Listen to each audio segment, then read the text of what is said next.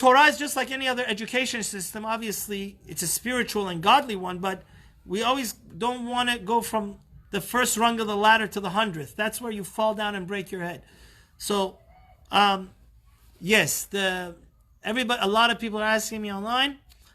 Mishnah Berurah would be definitely the second halachic book to analyze. First, go through the Kitzur, or for Sephardim, we have the Ben Ishchai, which is wonderful.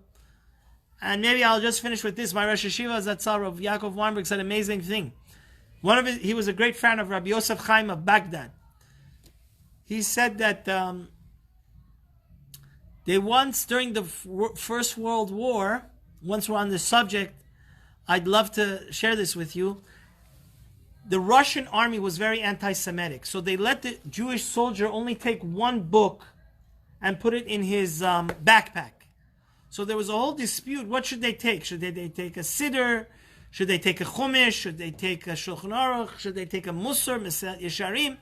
So they asked Rav Chaim Briss, the Gadol Hador, he said they should take the Ben Ishchai because it has all the laws, and in the beginning, in the introduction to each parsha, it has wonderful words of ethical enlightenment.